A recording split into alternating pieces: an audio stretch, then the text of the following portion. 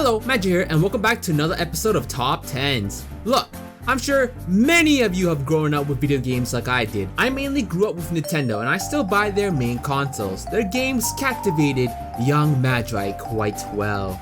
Mario, Zelda, Star Fox, Pokemon, and so on. From the title of the video, you can tell what I'll be focusing on for this.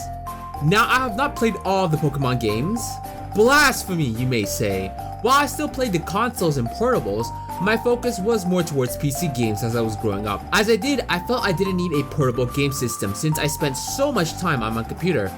Since I didn't own a DS at the time, I couldn't play Pokemon. But it doesn't mean I don't appreciate the series and everything that it's done for me as a kid. So I thought a list involving Pokemon with another video game series like Touhou would be fun. So without further ado, let's begin the top 10 Pokemon Touhou pictures. Number 10. So as a kid, I could tell you I was smoking Pokemon at an alarming rate. One could consider me a Pokemon master in my family. That would be complete bullshit. I got stuck many times and had to put it down and play other things when I got frustrated. I did power through the experience, as tricky as it was at times. It may seem simple now, but as a child, that shit was hard. Let me show you an example of the crap I was dealing with. Zubats. Oh, Zubats. Now the memes about these eyeless beings is too much to count. I personally never hated them as I looked at them as more EXP. A beefier Bulbasaur never hurts. And it's only appropriate this bat is teamed up with the deadly vampire like Flandre. It gets better as there's another picture from the same artist, Minus T, amazing animator might I add, which involved the older sister and the evolution of Zubat, Golbat. So yeah, a pretty good combo of pictures I must say. Number 9. Back to the topic from the last picture, the puzzles. Look, I'm no expert when it comes to them. If you see my gameplay videos, you know I'm really garbage when it comes to those. And while Pokemon is mostly about making your team strong and all that, it still had its confusing sections. I think the series did a good mixture of both the puzzles and the Pokemon battles. So let's see what might have troubled you as a kid. Good old Snorlax. I caught it, I just never knew how good it was until recently. Catching him when he blocked the world wasn't too crazy, thank goodness. But yeah, back to the picture. I could totally see why Yomu would picture Snorlax as her master. Both have an endless appetite, or lazy. And did I mention the appetite? Now that I think about it, who would win in an eating competition, Yuyiko or Snorlax? I already want to see Yuyiko versus Kirby, so adding another being into the fray couldn't hurt. Number 8. When it comes to a list like this, I'm going to be showcasing future pictures where the Pokemons have some relations to the characters, like the bats with the vampires, 2 unstoppable eating machines, and so on. I feel that by doing this combo, we can appreciate the creativity the artists put behind these pictures had when combining the two very different series. And this one is no different, in a shiny form of fashion anyway.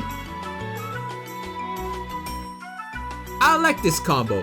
Now I'm familiar with Jirachi as I watched the Pokemon movie it starred in. I remembered enjoying it. Hell, I still remember there being plot about it. And that's saying something as it's already been a decade since I've watched the movie. It also helped that the Pokemon was adorable as well. So having a star-like Pokemon teaming up with the ordinary magician like Marissa? Sign me the hell up. Number 7. I stopped watching the Pokemon anime as it never seemed to broadcast at a time I was free. I started to pick up on the Pokemon anime out of sheer boredom while at work. I gotta say, the Pokemon Sun and Moon anime is quite enjoyable. As of this recording, there's like 1 or 2 episodes left of the series given the way the plot has been rolling. And when it ends, it's gonna suck as it was a sleeper hit for me. I never thought I'd enjoy it as much as I did now.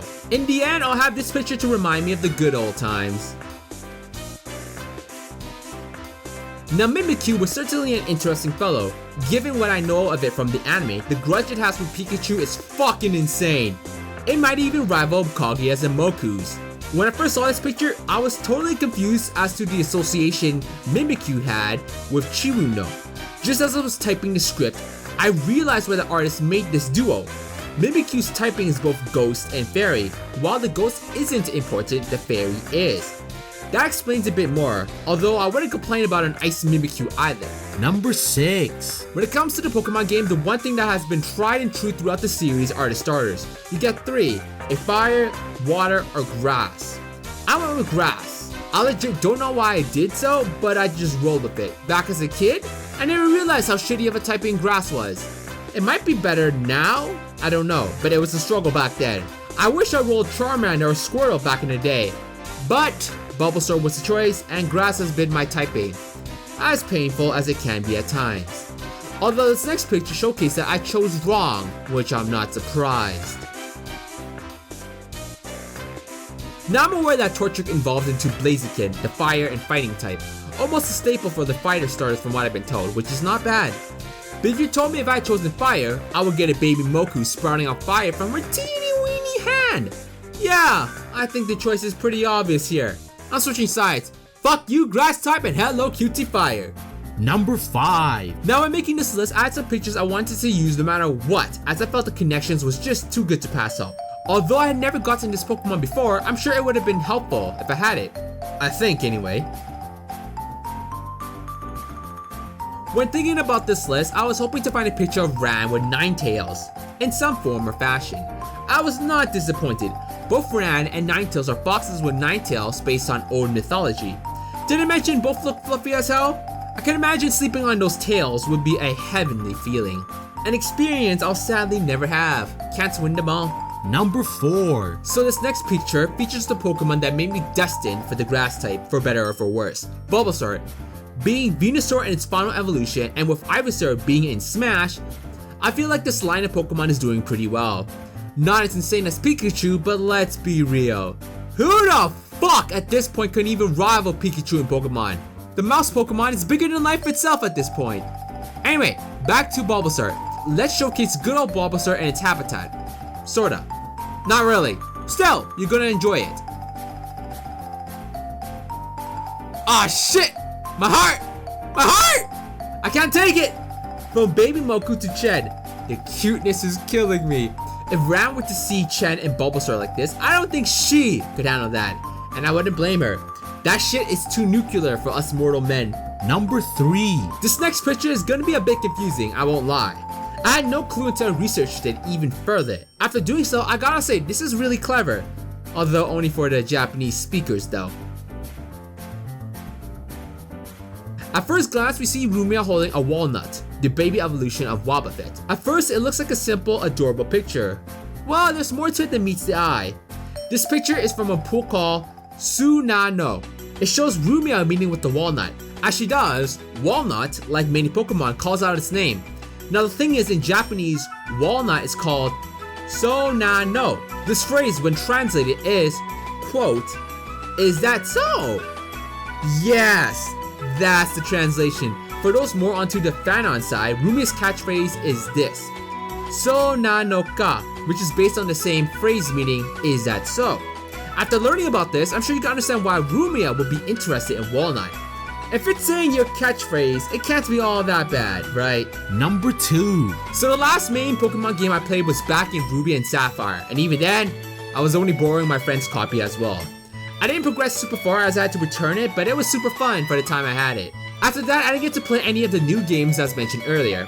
I'm confident each installment was great in their own right. Now I understand if this had happened in the future games. Let's just say I would have shelled up some good money, that's for sure. I saw this picture years ago, and I laughed real hard when I first saw it.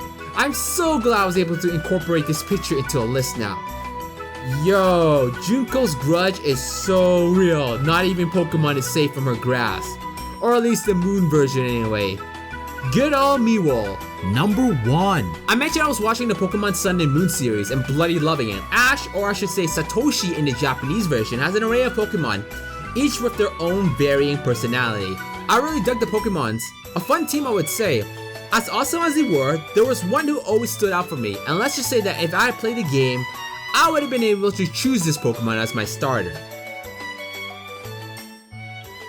So Rowlett, or Mokuro in Japanese, was always a sleeper, and I'm not gonna lie, his ability to nap in nearly every situation was impressive. If only I could do that during regular sleeping time, that would be nice. Now I didn't think about this combo right off the bat as compared to the Umaru and Kaguya one, but I gotta say, I can totally see why people paired the two out. There's even a few pictures featuring this combination, and I love it! Hell, even Miko herself fucking loves Rowlett. To be fair, if I had a Pokemon like it, I'd have the same reaction as Miko. But yeah, I hope you guys enjoyed the video. Which pictures were your favorite? Who do you think would win in an eating contest? Snorlax or Yuiko? Do you think the Chen and Bulbasaur duo was too powerful of a weapon? Or do you think Junko's grudge is going a little too far there? If you guys enjoyed the episode, please give it a like and subscribe, or else Chirukyu, my free/kill whatever the bloody hell it's gonna do to me. I ain't got no clue. Either way, this is Magi, and thanks again for watching.